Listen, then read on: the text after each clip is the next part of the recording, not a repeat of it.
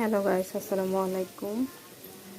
আপনাদের সবাই আবার স্বাগতম জানাচ্ছি আমার ডেইলি ব্লগে, 2 নম্বর ব্লগে। আমার না আজকে প্রচণ্ড ক্ষুধা লাগছিল, তো খেতে ইচ্ছে করছিল আমার আপনার বালুচা খাওয়ার জন্য, খুব ভীষণ ইচ্ছে করছিল।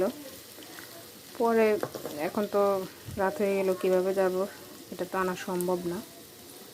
তো এরপর কিছু একটা তো খেতেই হবে, তো ঝটপট বানিয়ে ফেললাম। গরুর ভুঁড়ি দিয়ে আপনার সাথে একটু আলু দিলাম, একটু গরু গোস্তও দিলাম, যেহেতু আমার ভুঁড়িগুলো ছিল একদম তেলযুক্ত, অনেক চর্বি জাতীয়।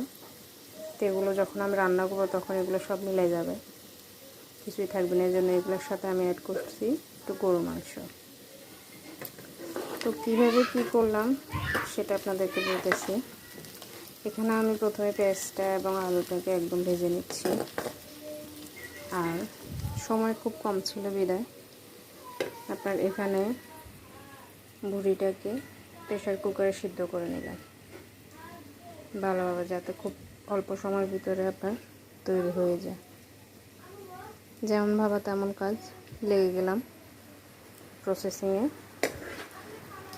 প্রথমে এগুলোকে ভালোভাবে ধুয়ে নিচ্ছি, কারণ আপনার গরুর ভুঁড়িটা অনেক ভালোভাবে পরিষ্কার করতে হয়। এটা পরিষ্কার না করলে খেতে আপনার অসহ্য লাগবে। তো এরপরে এটাকে প্রেশার কুকারে দিয়ে একদম খুব তাড়াতাড়ি সিদ্ধ করে নিলাম। মশলাও দিয়েছি সাথে, লাগলে এখানে আরও অ্যাড করব।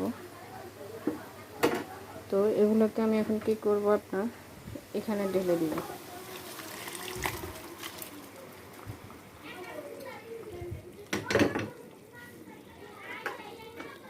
এই যে দেখেন,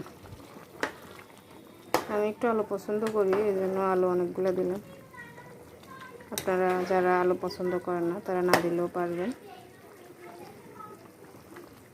তো আপনারা এই যে দেখেন গরুর ভুঁড়ির এই অবস্থা, গরুর ভুঁড়িটা একদম নাই বললেই চলে।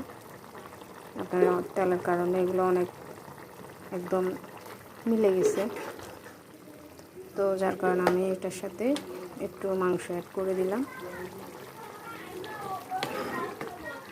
এরপর এটা আপনার হতে থাকবে, একদম যখন মাখা মাখা হয়ে যাবে ভুনা স্টাইলে, তখন এটাকে আমি নামিয়ে পরিবেশন করবো গরম ভাতের সাথে। যাক, দুধের সাথে ঘোলে মেটানোর মতো অবস্থা আর কি। খেতে চাইলাম কি আর বানালাম কি। তো আমার সাথেই থাকবেন, দোয়া করবেন, ভালো থাকবেন। আল্লাহ হাফেজ। আর সাবস্ক্রাইব অবশ্যই করে দিবেন, শেয়ার করে দিবেন আপনাদের ডেইলি লাইফ।